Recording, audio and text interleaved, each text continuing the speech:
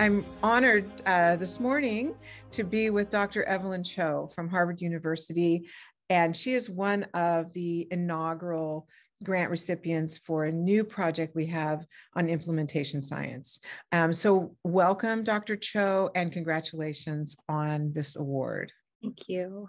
Yeah, can you tell us a little bit about yourself, about your research and your life's work? Because it's fascinating. Thank you so much for your kind introduction. And I just wanted to say thank you so much to AIM Youth Mental Health for this award. I am so grateful and so excited for AIM's support for my study. Broadly, my research aims to better understand how can we make our high quality evidence-based practices the standard of care for youths who are receiving care in community settings.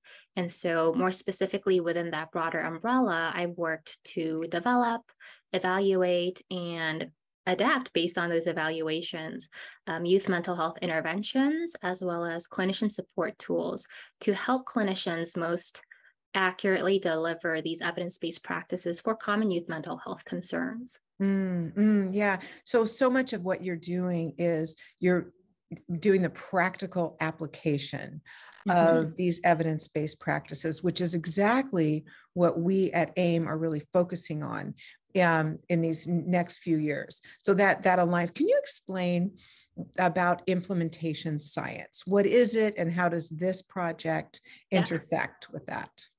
Yeah, so implementation science is the study of the strategies and the methods that help to transport research-based practices into everyday clinical care settings. So within youth mental health, it helps us better understand how do we take an evidence-based practice, which was developed, designed, and tested within a research setting, and integrate that into the everyday settings where youth receive care in the community. So that could include places like schools, community mental health clinics, hospital settings. And this would be outside the context of a research trial that is testing a particular intervention. Yeah, perfect. So there's the research component that is done in a clinical setting in labs. It's a lab, right, where you're trying trying a treatment, and then your implementation projects take that treatment out into the real world where youth need it, and we can test those trials in real settings. So that is exactly our strategies here at AIM. So tell us about Match and the project that we're funding here. Yes, thank you for this question. Really excited to answer it. So this particular study aims to explore race, ethnicity, and income-based differences in the perceived mental health needs, treatment engagement, and treatment outcomes among youth and families who received Match in a community clinic as part of a research trial.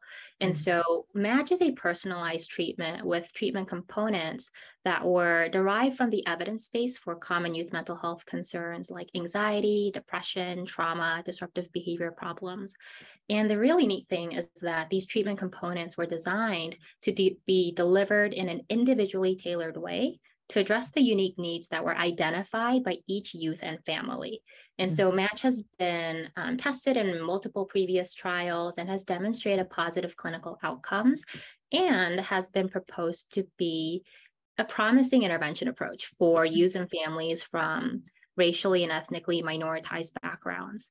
And so this particular project will take data from 4 of these previous clinical trials to examine the outcomes of Match across different racial and ethnic backgrounds, across different family income levels. And the hope is that this project will shed light on how our personalized interventions address the mental health needs of youth and families in diverse communities, and that this information can be used to guide the future delivery and development of interventions that best meet the needs of these underserved communities. Could you describe the practical application of Match? Yes. And so I'll start with kind of giving you some background on a standard evidence-based treatment and how Match kind of adds to that and builds off of those treatments and what that would mean in terms of application for families and for clinicians. And so a standard evidence-based treatment traditionally has focused on targeting a single disorder or small set of related disorders like anxiety disorders.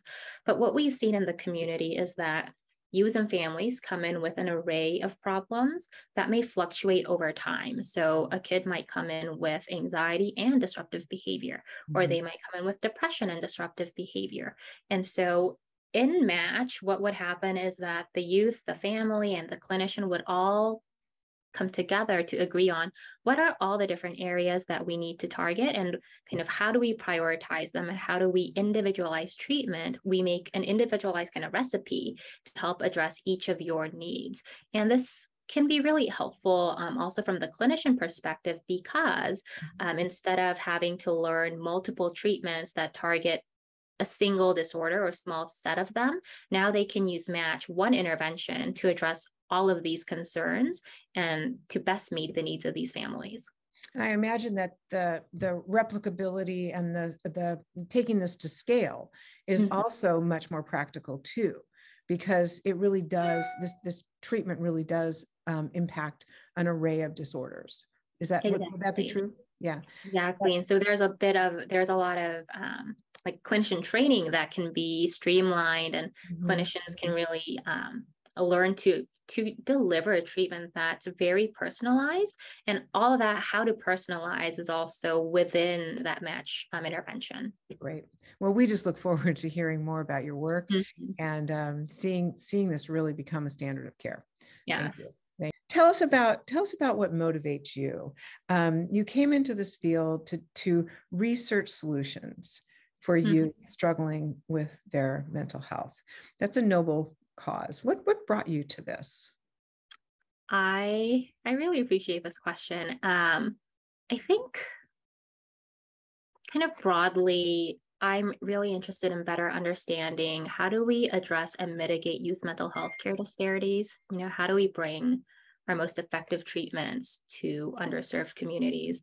I remember the first time I heard about the differences between what's produced in research and what makes it into clinical practice. That just left a big impression on me. Research suggests that youth and families from racially and ethnically minoritized backgrounds, those from lower socioeconomic backgrounds, tend to have poor access to youth mental health care.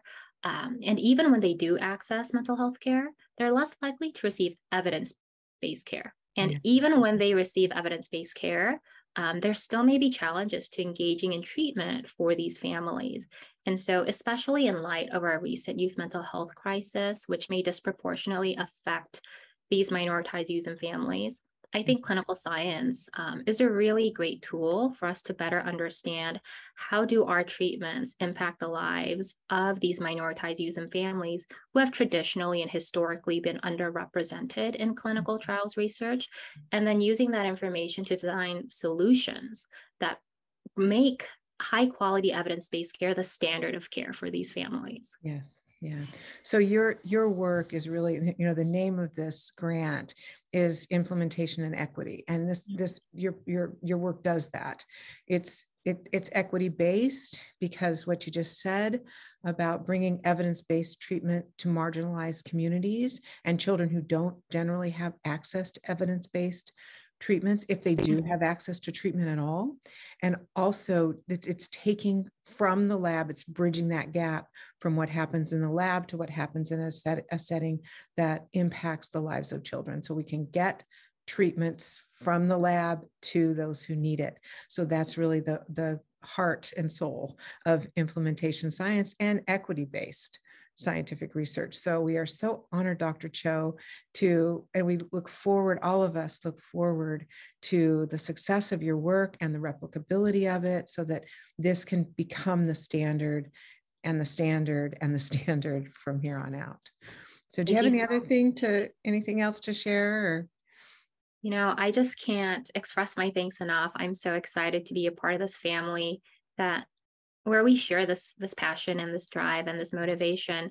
And I do hope that, and I'm hopeful that the work that is funded by AIM will help to make and bridge this research to practice gap for youth and families. Yeah, well, thank you. Well, so we'll be in touch, and congratulations on the award, and have a great rest of your day. And so thank you very much, Dr. Cho. Thank you. Thank you so much.